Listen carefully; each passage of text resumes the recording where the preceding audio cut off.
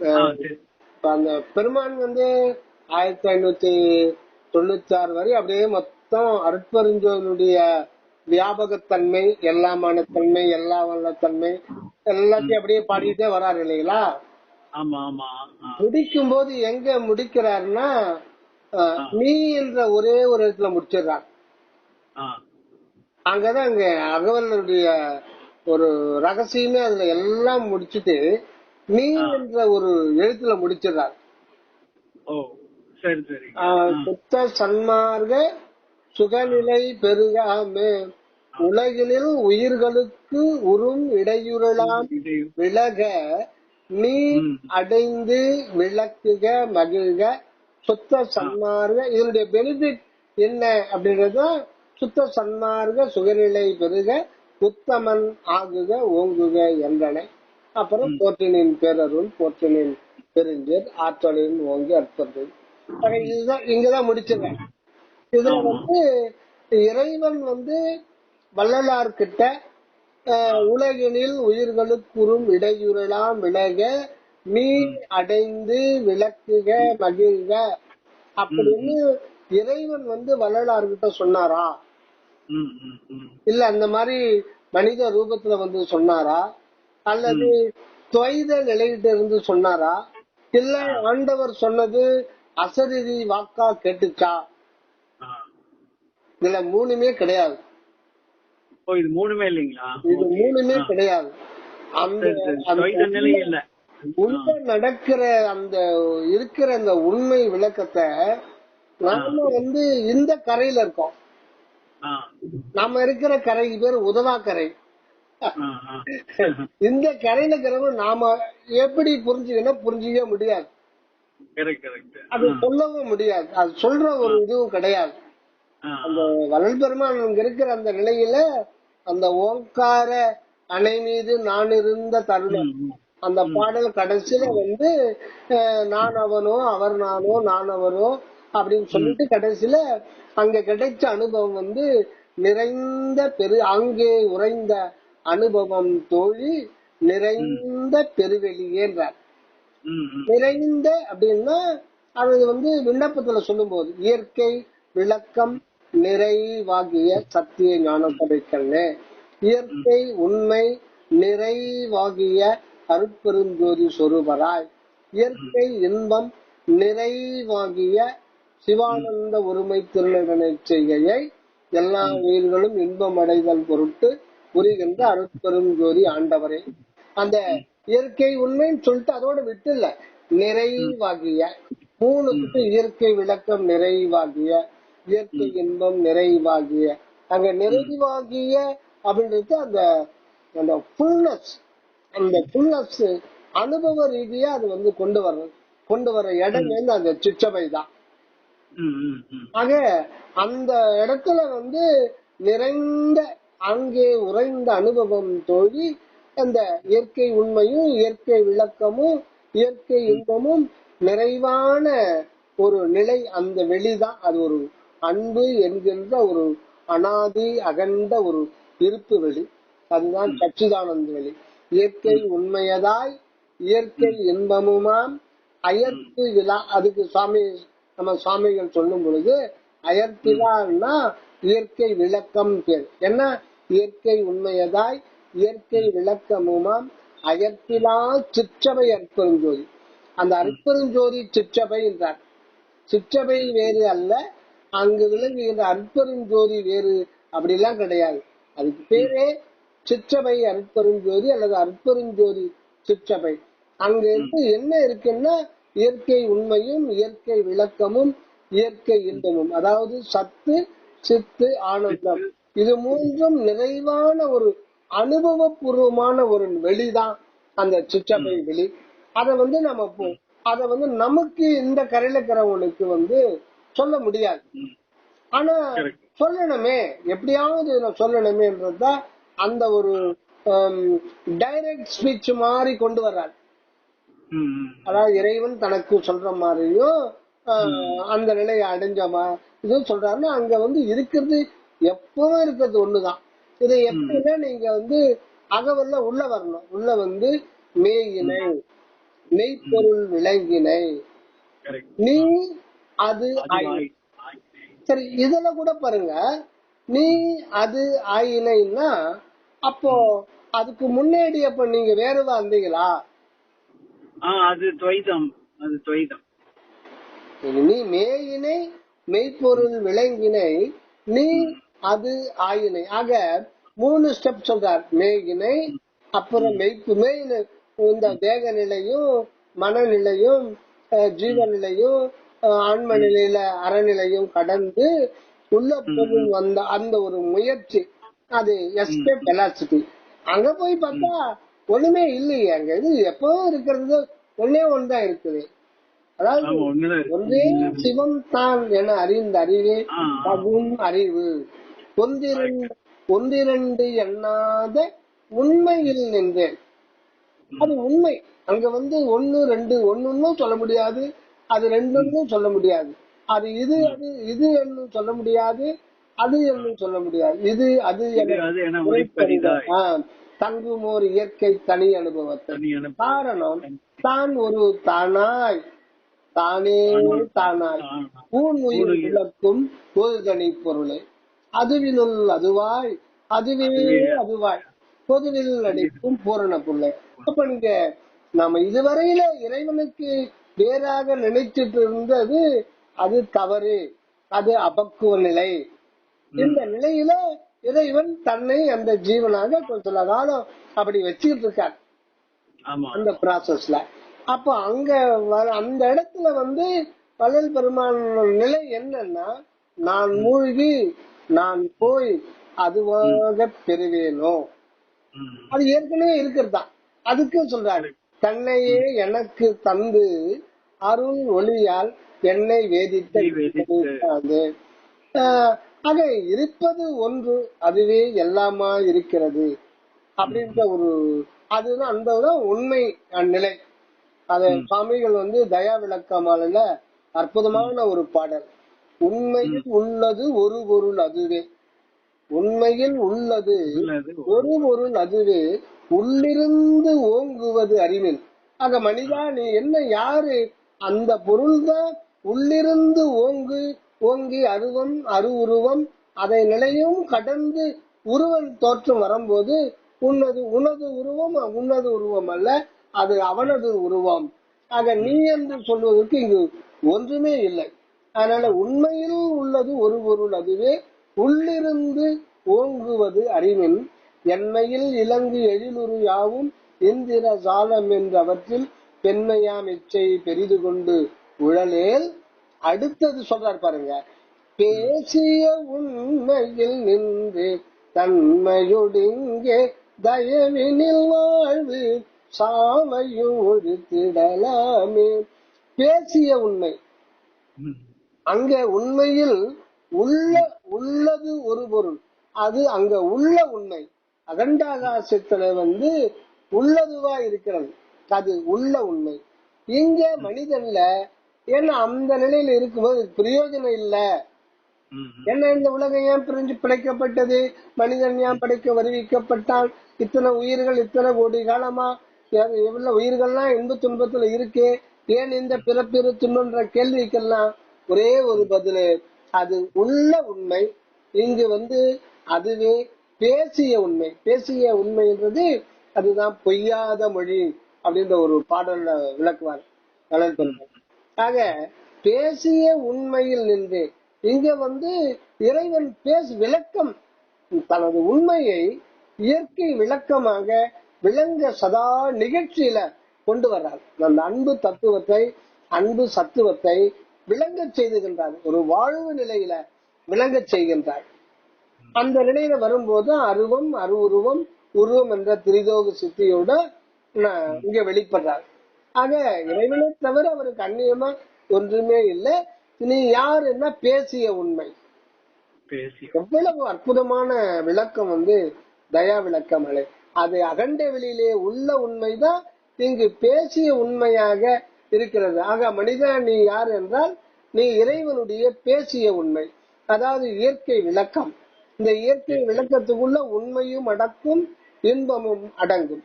இப்படி இருக்கும் பொழுது உண்மை எப்படி இருக்கும் பொழுது உலகினில் உயிர்களுக்குறும் இடையுருளா விலக நீ அடைந்து விளக்குக மகிழ்க அப்படின்னா, இப்ப நாம ஒரு கேள்வி கேட்கலாம். நமக்குள்ள நம்ம 2 பேருக்குள்ள வச்சுக்கலாம். இதை வேற யாருக்கும் சொல்ல வேண்டாம். என்னங்க அப்போ உலகினில் உயிர்களுக்குறும் இடையுருளாம் விலக நீ அடைந்து விளக்குக அப்படின்னா, ஏன் அதை அற்புதம் ஜோதி ஆண்டவரே செய்யக்கூடாதா? அது அவரே செய்யக்கூடாதா? அதையே அந்த பொறுப்பை வள்ளலார் கிட்ட ஒப்படைச்சிருக்காரு. ஏன் எத்தனையோ ஞானிகள்லாம் இருக்கும்போது இதை ஏன் மற்றவங்களுக்கு எல்லாம் ஒப்படைக்கல? இந்த மாதிரி சத்திய வாசகமே வரல. அப்ப வள்ளல் பெருமானுக்கு மட்டும்தான் அவரு செய்யறாருன்னா, அப்ப இறைவனுக்கு ஓர வஞ்சனை தானே இருக்கும். சரி, அப்படியே விட்டுடுங்க. அந்த வேலையை அவரு செய்ய வேண்டியது தானே. எல்லாரும் வல்லான் அப்படி இருக்கும்போது அந்த வேலை செய்ய அவரால முடியாதா? இல்ல அவரு உடம்பு கொஞ்சம் ரெஸ்ட் எடுக்கணும்னு பாக்குறாரா? அப்ப ஏன் சொல்றாரு? அதுதான் இப்போது வருகின்ற கடவுள். நேத்து சித்திரை 1 இல்லைங்களா? 1871 நினைக்கிறேன். அப்பதான் அந்த ஆண்டு சித்திரை 1தான் அந்த உண்மை பத்திரிகையில வெளியிடுறாரு. இப்போது வருகின்ற நமது கடவுள். அந்த வார்த்தையை பாருங்க. அதுல அந்த அறிவிப்புல வர்ற ஒரே முக்கியமான ஒரு மகா வாக்கியம் இப்போது வருகின்ற நமது கடவுள். இது மற்ற சமயம் என்னடா இது பெருசா இது சன்மார்க்க புதுசா இப்போது வருகின்ற நமது கடவுள்னா, இவ்வளவு நேரம் அற்புதம் ஜோதி ஆண்டவர் எங்க இருந்தாரு? அப்ப இதனால சிவன் இல்லையா, விஷ்ணு இல்லையா, இல்ல மற்ற தெய்வங்கள் இல்லையா? அப்ப இவ்வளவு நேரம் எங்க ஓடி ஒளிஞ்சிருந்தார் அவரு? இப்பதான் அநேகமாக வெளிப்படுகின்றார். இதுவரையில அகநிலையிலே அருவ நிலையிலே தோன்றாத பெருமையனாக அவர் ஆண்டு வந்திருந்தவர் அநேகமாக வெளிப்படுகின்றார். அநேகமாக வெளிப்படும் முன் அவர் ஒரு ஆன்மாவை சுத்தம் பண்ண சொல்றார். மகனே, நீ கம்ப்ளீட்டா உன் வீட்டை காலி பண்ணி கொடுத்துரும். சுத்தமா தொடச்சு வெள்ள அடிச்சு கம்ப்ளீட்டா தொடச்சு கொடுத்துரும். நீ காலி பண்ணிடு, நான் வரப்போறேன் அந்த வீட்டுக்கு. உன்னுடைய உடல் பொருள் ஆவி மொத்தத்தையும் காலி பண்ணிட்டு ஓடி போயிடு. நான் வரப்போறேன் அந்த இடத்துல, நான் எழுந்துள்ள போறேன். ஆக உன்னுடைய எல்லாமே என் உடல், என் உயிர், என் அறிவு எல்லாம் தன்னை என்றாக்கிய தயவுடைத்தாயே, தன்னுடைய என்று மாற்றிக் கொண்டாராம். அப்ப வள்ளலார் கேக்குறார், அப்பா நீங்க காலி பண்ணிட்டு என்ன சொல்றீங்க, வெளியில சொல்றீங்க. நான் அப்படியே போனாலும் வேற எங்க போனாலும் அந்த இடம் உங்களுடைய இதுக்குள்ள இருக்கிறது தானே. உங்களுடைய சாம்ராஜ்யத்துக்கு அந்நியமா இந்த உலகத்துல ஒரு கடுகளும் இடவிட கிடையாது. இந்த வீட்டு காலி பண்ணி வெளியில போனா நான் எங்க போய் தங்கணும்னு அங்க நான் இருப்பேனே. அப்போ நீங்க இல்லாத ஒரு இடத்த காட்டுங்க அப்படின்றார். அதுக்கு அப்பதான் சொல்றாரு, ஓங்கார அணை மீது அந்த பாடல வரும். இந்த பாடல ஓங்கார அணை மீது நான் இருந்த தருணம் உவந்து எனது மனவாள சிவந்த வடிவகன்று ஈங்கார பழிக்கு வடிவெடுத்து என் எதிரே நின்றார். அதாவது அந்த ஓங்கார வடிவன்றது எகர ஆன்ம நிலையில அருஜோதி ஆன்ம சொருபியாய் அந்த எகர ஆன்மாவாய் சுத்த ஆன்மாவாய் அந்த அனுபவத்துல நிக்கிறார். இதுதான் எகர நிலை, இது விலங்கு நிலை. இந்த நிலையில நிற்கும் பொழுது ஓங்காரை மீது நான் இருந்த தருணம் உவந்து எனது மனவாளர் சிவந்த வடிவு அகன்றே. ஏன் சிவந்த வடிவுன்னு அங்க என்ன கலர் இருக்கா? இறைவனுடைய திருமேனி அங்க கண்ணாலேயே பார்க்க முடியாது. அருள் என்பது அருவ திருமேனி. அப்புறம் ஏன் சிவந்த அப்படின்ற ஒரு வார்த்தையை இன்சர்ட் பண்ணிருக்காரு அப்படின்னா, அந்த இறைவன் திருநடனம் செய்து செய்து அனாதி காலமாக அது சிவந்து விட்டதாக மெய்ஞானிகள்லாம் ஒரு கற்பனையா சொல்றாங்க. அந்த சிவந்த வடிவு, அதான் செம்மையான வடிவு அப்படின்னு சொல்லலாம். சிறப்பான வடிவம் சொல்லலாம். அந்த சிவந்தன்மை செம்மையான சிறப்பு. அதாவது சிற்றபையில ஆண்டவர் கொள்ளுகின்ற சிறு வடிவம் தான் சிறப்பு வடிவம் அப்படின்னு சுவாமி சரவானந்தா. அதனால்தான் மூர்த்தி சிறிது எனினும் கீர்த்தி பெரிது. ஆக அனுத்துவமான அந்த அருள் திருமேனி அதுதான் செம்மை என்ற ஒரு இதுல வருது. சிறப்பு, சிறப்பிலும் சிறப்பு. அந்த செம்மை என்ற வார்த்தை கலரையும் கொடுத்துருது. அதனால சிவந்த வடிவு அகன்றே. அகன்றேன்னா அந்த இடத்துல டெலீட் பண்றது இல்ல, அது விரிவடைந்து விரிவடைந்து விரிவடைந்து அது சிவந்த வடிவகன்று ஈங்கார பழிக்கு வடிவெடுத்தே என் எதிரே. அதுதான் அந்த தகராகாச வடிவம். இந்த வடிவத்துக்குள்ள போகும்போது அந்த அகண்டாகாச வான்பெருவெளி முற்றும் நிறைந்த இயற்கை உண்மையாக அந்த சத்து வடிவம், அந்த தகர வடிவம் அனுபவமாகி அவருக்கு எதிரில் நிக்குது. அப்ப கூட எதிரில் என்ன உடனே அந்த பெட்டு மேல உட்கார்ந்துகிற கலன் பெருமான் எழுந்துகிறார். இருந்தருள்க. அப்ப பார்க்கும்போது என்னன்னா இது அதுதான் இதுவும் அதுவா இருக்கிறதுனால ஐயோ இவ்வளவு நாள் இந்த ஆன்ம வடிவம் தான் என்னுடைய வடிவம் நினைச்சிருந்தேன், இதுதான் விரிவடைந்து விரிவடைந்து விரிவடைந்து அதுவா இருக்கிறது தெரியாம போச்சு. அப்ப இது கூட நான் இல்ல போலகுது. அப்ப நான் எழுந்துக்கிறேன், நான் காலி பண்ணிடுறேன், ரெண்டுமே நான் கிடையாது அப்படின்னு இருந்தருள்க. இறைவனை பார்த்து இறைவா நீயே இருந்துக்கோ. இவ்வளவு காலமா இந்த அருஜோதி எகர ஆன்ம வடிவம் கூட என்னுடைய இது கூட தவறுதான், இது உன்னுடைய சிறப்பு வடிவம் என்று அறிந்தேன். ஆக தகர வடிவும் எகர வடிவும் சேர்ந்துதான் தய. அதுதான் தயா நிலை. தாயிற் சிறந்த தயா ஆன தத்துவனே. ஆக இந்த தயா வடிவம் ரெண்டுமே உன்னுடையது, என்னுடையது இல்ல. நான் எழுந்துக்கிறேன்ப்பா. இருந்தருள்க என எழுந்தேன். எழுதுகிறார் அந்த பெட்டு மேல இருந்து, அணை அந்த பஞ்சனையில இருந்து எழுதுகிறார். எழுந்திருப்பதன் ஆங்காரம் ஒழி என்றார். ஏன் எழுதுகிற? எழுதுக்கார நீ இரு, நீ அந்த இடத்துல நீ இரு, எழுதுக்கலாம் வேண்டாம். ஏன் சுவாமி அப்படின்னா, நான்ன்றது இல்லையே, இல்ல நீதானே மகனே. நான் நான் நான் என்ற வண்ணத்தில் விளங்குவது திருவருள் தான். தான் என்ற ஒரு நிலை, அகண்ட வெளிமுற்றும் நிறைந்த தான் என்கின்ற நிலை தன்னை பேசிய உண்மையில் விளக்க வருகின்ற போது அது நானே உன்னிலே நான் நான் என்ற வண்ணத்தில் விளங்குகின்றேன். ஆக அனுபவம் வரும்போது நான் என்பதுதான் சிற்றபா துவாரமாக இருக்கிறது. அது உண்மையேதான் ஒவ்வொரு ஜீவனுக்குள்ளவும் நான் நான் என்ற வண்ணத்தில் விளங்குகின்றால். அதனால நான் என்பது நான் என்று நீ நினைக்காதே, அந்த அகங்காரத்தை ஒழித்து விடு. நீ எப்பொழுதும் போல் இருந்து கொண்டிரு, நீயாக இருந்து கொண்டிருப்பதும் நான் தான். இந்த உண்மையை உணர்ந்து கொள்வாய். நீ எழுந்திருக்காதே. அந்த இடத்தில் இருந்தருள்க என எழுந்தேன். எழுந்திருப்பதென்னி ஆங்காரம் ஒழி ஒழி என்றார். ஒழிந்திருந்தேன் அப்போது அவர் நானோ நான் அவரோ அறிந்திலம் முன் குறிப்பை. ஓங்காரத்து இரண்டுருவோ ஒன்றானேன் அங்கே உறைந்த அனுபவம் தோழி நிறைந்த பெருவெளியே. ரொம்ப ரொம்ப ரொம்ப ரொம்ப அற்புதமான பாடல், மிக மிக மிக முக்கியமான பாடல். இது தனிப்பாடல வரும். ஒரே பாட்டுல திருவருட்பால் 6ஆம் திருமுறையில தனிப்பாடல் மொத்தத்தையுமே இதுல அடக்கிட்டார். திருவருட்பா அனுபவத்தை மொத்தத்தையுமே அடக்கிட்டார். ஒரே பாடல் ஆமா அடக்கிட்டாங்க. இது சுவாமிகள், நம்ம சுவாமிகள் பல இடத்துல சொல்லி ஒரு 3-4 இடத்துல சுட்டி காமிச்சிருக்காங்க. ஆமா ஆமா, அது சில முக்கிய புத்தகங்கள்ல மட்டும் சுட்டி காமிச்சிருக்காங்க. ஒரு 4-5 இடத்துல வரும். இந்த பாடலுக்கு மட்டும் தனியா பொருள் சொல்லியிருக்காங்க. ஆக இந்த நிலை இருக்கும்போது, அந்த நிலையில இருக்கும்போது இறைவனே இப்ப உள்ளிருந்து அவரே வெளியில வர்றாரு.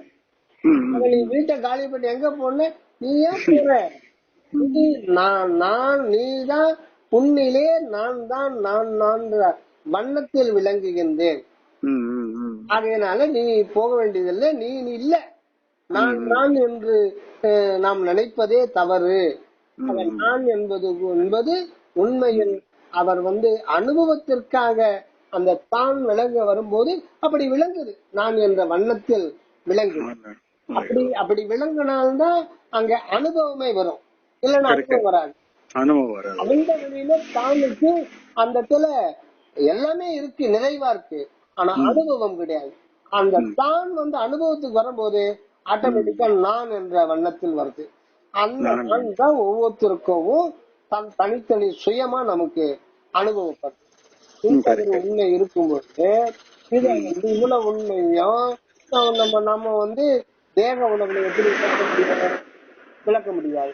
அதனால அர்த்தஞ்சோதி ஆண்டவரும் நேரடியாகவோ அல்லது அசரீரி வாக்காவோ சொன்ன மாதிரி சொல்லிடுறாங்க.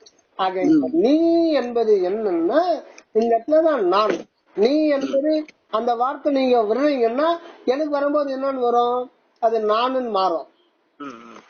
அந்த நான் என்பதுதான் இறைவனாக இருக்கிறது. அந்த நான் என்பது ஆண்டவருடைய திருவருள் தான். ஒவ்வொரு வினாடியும் தொடர் நிகழ்ச்சி, இடையறாத தொடர் நிகழ்ச்சி தான் நான் என்ற வண்ணமா விளங்குகிறது. ஆக இறைவனே இப்பொழுது அனகமுற்று அவர் இப்ப அவருடைய ஃபைனல் டெஸ்டினேஷன் என்னன்னு கேட்டா இரக்கமா மாறுறாரு. இதுவரையில் அப்படி வந்தது கிடையாது. காரணம், எல்லோருமே புறத்திலிருந்து இந்த பிறப்பு இறப்பு துன்பம் வேண்டாம், இது வேண்டாம், அவங்க உலகை வெறுத்து, உடலை வெறுத்து, உயிர் வாழ்க்கையை வெறுத்து, ஊனாரும் உயிர் வாழ்க்கை வெறுத்தன்று உறுத்துடைய உள்ள போய் ஒடுங்கிட்டாங்க. இதுதான் திண்டுக்கல் சுவாமி சரவணன் அவர்கள் திரும்ப திரும்ப திரும்ப பக்கத்துக்கு பக்கம் சொல்றது. அந்த சுத்த சன்மார்க்கம் காரணமே முன்பு இருந்த அத்தனை சமயமும் ஒடுக்க நிலை, ஐக்கிய நிலை, சென்று அடைகின்ற நிலை. ஆனா வரலாறு சொல்ற இந்த இதுல அவர் சேர்கின்ற நிலை, இறைவனே உள்ளிருந்து புறத்திலும் சேர்ந்து சேர்கின்ற நிலை. ஆக 3 நிலைகள்ல இறைவன் வெளிப்படுகின்றார். அந்த நிலை அகண்ட வெளியில அன்பு இருப்பாகவும், சிற்றவையிலே அருள் உணர்வாகவும் இதுவரையில இந்த மாதிரி இருந்தார் அருவ நிலையில. ஆனா பெண்டிங் அவர் வச்சிருந்தது என்னன்னா, உருவ தோற்றத்தோட அந்த ஜீவன்ல பிரபஞ்சமளாவிய எல்லாவிலும் இரக்கமாக வெளிப்படுகின்றவர். அது இதுவரையில வெளிப்படவில்லை. ஏன்னா இவங்க உலகம் பொய், இது எல்லாம் மாயை என்ன பிறகு அப்புறம் இரக்கத்தை பத்தி சொல்லி இருந்தாலும் அத நித்திய வாழ்வில யாரும் கடைபிடிக்கல. ஏன்னா தவத்திலேயே இருந்துட்டு அதுலயே மூழ்கி சமாதி கூட்டிட்டாங்க, இல்ல ஜோதியில கலந்தாங்க, அப்படிதான் இருந்தாங்க. வள்ளலாறு போல எல்லாரையும் கூப்பிட்டு டெய்லி 100 பேருக்கு சாப்பாடு போட்டுக்கணும், சாம்பார் ஊத்திக்கணும், உபதேசம் பண்ணி இல்லையே, யாரும் அப்படி பண்ணலையே, பண்ணல. இப்ப திருமூல பெருமான் வருடத்துக்கு ஒரு முறை தான் எழுந்துப்பாராம். ஆமா, ஒரு முறை பாட ஓலைச்சுடல ஒரு பாட்டை திருப்பி நிர்விகல்ப சமாதிக்கு போயிட்டு வரா. சும்மா அந்த 4 வரி எழுத வரையிலாம். இப்படிதான் 3000 வருடங்கள் வாழ்ந்திருந்தாராம். நித்திய வாழ்வுல அப்படி யாருமே வரல, யாருமே அந்த நிலைக்கு வரல. அதனாலதான் இறைவனே இந்த முறை சரிபட்டு வர மாட்டாங்க. வடிவேல் சொல்ற மாதிரி அதுக்கு யாரும் சரிபட்டு வர மாட்டாங்க. இது எதுக்குடா சரிபட்டு வர மாட்டேன், அதுதான் இந்த இரக்கத்துக்கு யாரும் சரிபட்டு வர மாட்டாங்க. நித்திய வாழ்விலே அந்த இரக்கம் நிலைத்து விட்டது என்றார். என்னையும் இரக்கம் தன்னையும் ஒன்றாக வருவித்த இறைவா, இரக்கமும் என்னுயிர் வேறு அல்ல, இரக்கம் நீங்கள் என்னுயிர் நீங்கும். இரக்கம் என்ன, என்னுயிர் வேறு இல்லை. இப்படி இரக்கத்தை பத்தி இரக்கம் நிலையாக நிலைத்து விட்டது. என்னை போல் இரக்கம் விட்டு என்னை போல் உன்னை பிடித்தவர், என்னது பதத்தை பிடித்தவர் யாரு இருக்கா சொல்லுன்ற ஒரு பாட்டுல இரக்கம் விட்டு உன்னை பிடித்தவர் என்னை போல் யாரும் இல்லை ஏன்ட்டார். யாரும் இல்லை, ஒரே அடி. ஏன் இப்போ அந்த இரக்கம்ன்றது கூட யாருன்னா அகண்ட வெளியில அன்பு இருப்பாகவும் அந்த சிற்றவையில அருள் உணர்வாகும். அது மட்டும் இறைவன் இது இல்ல, இன்னொன்னு பெண்டிகள் இருக்குது.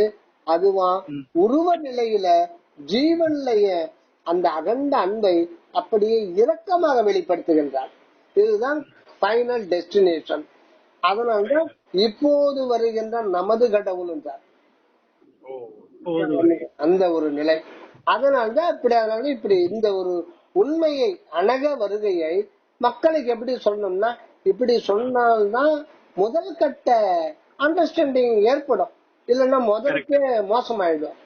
அதனால ஃபர்ஸ்ட் அண்டர்ஸ்டாண்டிங், ஆஹா அப்பதான் வந்து வல்லாரை பத்தி பெருமையா அந்த முக்கியத்துவத்தை சிறப்பு நிலைய புரிஞ்சு கொள்ள முடியும். இந்த சுத்தன்மார்க்க தனிநிலை சிறப்பு பத்தி இப்படி சொன்னாதான் புரிஞ்சுக்க முடியும், வேற வழி கிடையாது. ஆக இந்த ஒரு நிலை, இந்த நீ என்றது என்னன்னா அருள். அந்த அருள் தான் எல்லாமாயி இந்த உருவத் தோற்றத்துல கூட இந்த விளங்குகின்ற ஜீவன், மனம், இந்த உடல், இந்த புற தோற்றம், இது மூணும் புற உலக தொடர்பை அறுக்காம அதை அருள் வண்ணமாக விளங்க செய்து அந்த ஜீவனில. அதனால வள்ளல் பெருமான் கண்ணுல பார்க்கும் போது கூட ஒரு பார்த்துட்டாருன்னா புலால் சாப்பிடுறவங்க கூட அந்த புலாலை விட்டுருவாங்க. அதாவது கடும் இச்சையில இருக்கிறவங்களுக்கு கூட அந்த புலால் சாப்பிடுறத நிறுத்திடுவாங்களாம். ஆனா பெரும்பாலும் பார்க்க மாட்டாங்க. அது ஒரு எல்லாரும் ரொம்ப நேரம்லாம் அந்த சத்திய ஞானிகள் பார்க்க மாட்டாங்க. சோ ஒரு செகண்ட் பார்க்க மாட்டாங்க. ஹலோ ஹலோ ஐயா, கேக்குறீங்க? கேக்குது. அது நம்ம சுவாமிகள் நீங்க பாத்தீங்கன்னா தெரியும், ஒரு செகண்ட் தான் பாப்பாங்க. அப்படிதான் இல்லைங்க, நான் சாமிய வந்து போனா நேருக்கு நேர்ல பார்க்க முடியாது. இப்பவே பாருங்களேன், சாமியோட அந்த இதுக்கு மேல அந்த ஒரு போட்டோ வச்சிருக்காங்க பாத்தீங்களா, அந்த அதையவே பார்க்க முடியாது. அமைஞ்சிருக்கு. அவர் நேர்ல அவர் நிஜத்துல உடம்போடு இருக்கும்போது எப்படி பார்த்தாரோ அதே மாதிரி பார்வையோட தான் அந்த படம் வந்து அமைஞ்சிருக்கு. அது போனா சாமியே அங்க இருந்து நம்மள பாக்குற மாதிரி ஒரு உணர்வு தான் வரும். சாமியே அங்க இருந்து நம்மள வந்து உட்கார்ந்துட்டு சேர்ல உட்கார்ந்துட்டு பாக்குற மாதிரிங்கிற உணர்வே தான் வரும். இப்போ நம்ம ஊர்ல இருந்து நம்ம உங்க வீட்டுக்கு வர்றேன் அப்படின்னா, வாங்க இப்பதான் வந்தீங்களான்னு கேட்போம். ஆமா, அது பொதுவா இப்பதான் வந்தீங்களா அப்படின்னு. அப்பதான் வந்தீங்க, அப்புறம் இப்பதான் வந்தீங்களான்னு கேக்குறது. சுவாமி என்ன கேட்பறாருன்னா, ஊர்ல எல்லாரும் நல்லா இருக்காங்களா, ஒரே ஒரு செகண்ட், அவள்தான் ஒரு செகண்ட் பார்த்து அதோட அதுக்கப்புறம் நாம என்ன கேட்டாலும் அவரு எங்க பாக்குறாங்க, அதுதான் உள்ளதான் இருக்காரு, மொத்தம் வியாபித்து இருக்காரு. அதனால குழந்தைகள் வந்து ஒரு செகண்ட் அந்த மாதிரி ரொம்ப நேரம் பார்த்தாலும் அந்த பக்குவப்படுத்துறோம், ரொம்ப உடனே நம்மள பக்குவப்படுத்துறோம். ஆனா அதுக்குரிய தகுதி நம்ம வரலையே. அதனால அந்த மாதிரி அவங்களுடைய இயற்கையை வந்து அருள் வண்ணத்துல இருக்கிறதுனால ஒரு செகண்ட் தான். அது போதுங்க, அது போதும். நமக்கு அவங்க பார்த்தது நம்மளோட பக்குவ நிலைக்கு தகுந்த மாதிரி அத நம்மள மேலேத்திடுவாங்க. ஆனா பெரிய பாக்கியம் தான். நம்ம வந்து இவரு அந்த சிவசாமி இருக்காரு இல்லைங்களா, கரூர்காரரு. ஆமா, அவரு பேசும்போதுதான் அத ரொம்ப நல்லா பேசுவாரு. அவருக்கு பெருசா கல்வி அறிவு இல்ல, ஆனா அவரு வந்து பேசுவார், சாமி நாங்க வந்து பஸ்ஸுக்கு வர்றது கூட காசு இருக்காது, ஆனா அது காசை ரெடி பண்ணிட்டு அங்க இருந்து வருவோம், சாமி வந்து நீ சும்மா வந்துட்டு போ அப்படின்னு சொல்லுவாரு. ஆமா ஆமா, இவரு இதுல ரவீந்திரன் ஐயா இருக்காரு, அவரு எப்பவோ வந்தவர், 78 எல்லாம் போயிருக்காரு. அப்போ வந்து அப்பதான் வேலை வாய்க்கு வருமானம் ரொம்ப கம்மி. ஆனா சாமி பார்க்க போயிட்டா வரும்போது புத்தகத்துல காசு வச்சு கொடுப்பாராம், கொண்டு போட்டு வேண்டாங்க சாமினா கொண்டு போ அப்படின்னு வரான். ரவீந்திரன் யாருங்க? ரவீந்திரன் வெள்ள கோயில் இருக்காரு அந்த ஐயா, ரொம்ப நமக்கெல்லாம் முன்னாடியே வந்துட்டவர், அவரு ரொம்ப பழையவர். வெள்ள கோயிலுங்களா? வெள்ள கோயில் திருப்பூர் பக்கம் நினைக்கிறது. வெள்ள கோயிலுங்களா? வெள்ள கோயில். ஓகே ஓகே, நான் அங்கதான் பக்கமா போயிட்டு. அவரு வந்து தெரியுமே, அவரு ராமதாஸ் ஐயாவுக்குலாம் அவருக்கு தெரியும், நல்ல பழக்கம். ஓ அப்படிங்களா? உங்களுக்கு தெரியும், அவரு வந்து உங்களுக்கு தெரியும், உங்களை தெரியும், உங்களுக்கு ஞாபகம் இல்ல. அப்படிங்களா? ரவீந்திரனா? ரவீந்திரன், ரவீந்திரன். ஓ ஓ, எனக்கு தெரியுமா அவருக்கு? அவருக்கு 65, 67 வயசு. சாமி கிட்ட நல்லது. சாமி காசு கொடுத்தாங்க, போகும்போதுலாம் காசு கொடுப்பாரு. காசு கொடுப்பாரு. வேணும்னா